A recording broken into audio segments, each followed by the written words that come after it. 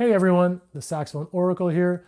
This week I'm going to show you another saxophone hack, this time for Altissimo. Now there are two things that virtually every saxophone player has in common. The first is that you are all obsessed with playing Altissimo, right? Whether you've been playing for 2 decades or 2 minutes, all anyone seems to care about is hitting Altissimo notes, watching Altissimo videos on YouTube, and of course, buying Altissimo books that are going to gather dust in your house somewhere. The second thing is that you're all playing Altissimo wrong. That's right, you're doing it wrong. So before you start screaming obscenities at YouTube and giving me the thumbs down, unsubscribing from my channel, stick with me, keep watching, because I'm going to show you a hack that's not only going to improve, but hopefully change the way you play Altissimo forever. Presumably, most of you watching are already somewhat Altissimo experts, because after all, you buy the books, you watch all the YouTube videos, and you probably spend the bulk of your practice time trying to pinch out those really, really high notes. But please bear with me, because for the less experienced viewers or the less familiar, I want to do a brief refresher on what Altissimo is so that everyone can understand why the hack I'm about to show you is probably the best piece of Altissimo advice you've never received.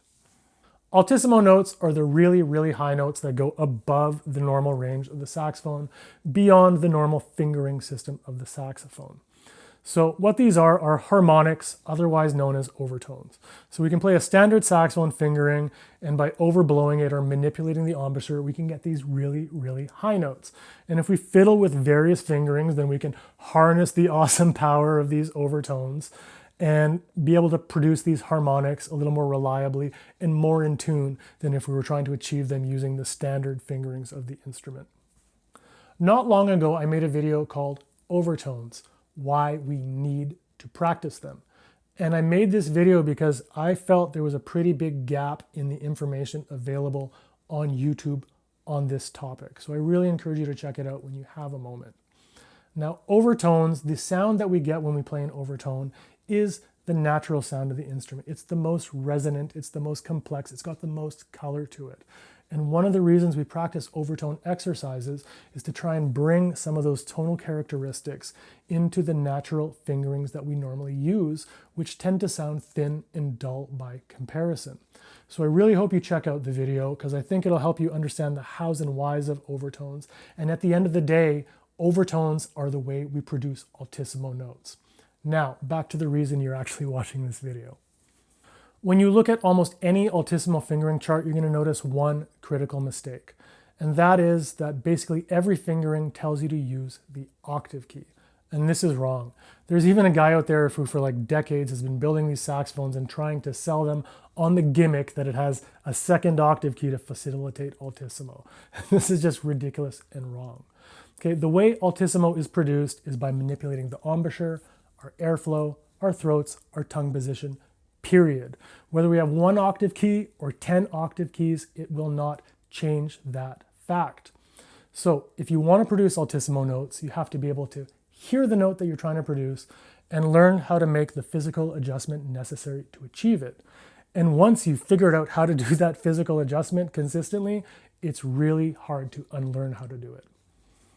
The only thing the octave key does is create a leak at the very top of the instrument, right at the beginning of the tube, thereby thinning out the sound of these notes that are already really high and really thin sounding.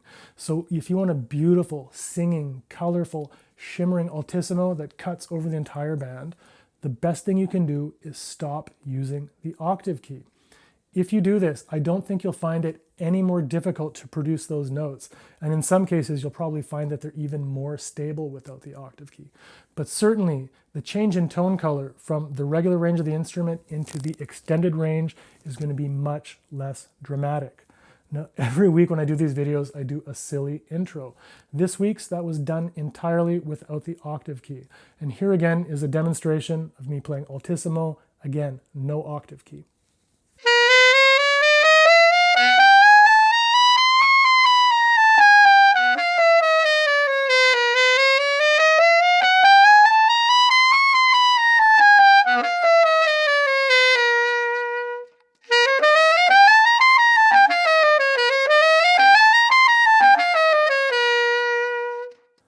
I'm the Saxophone Oracle. I hope you try this out, and if you do, please don't forget to let me know how it worked out for you. leave a comment, reach out to me by email because I really do value your feedback.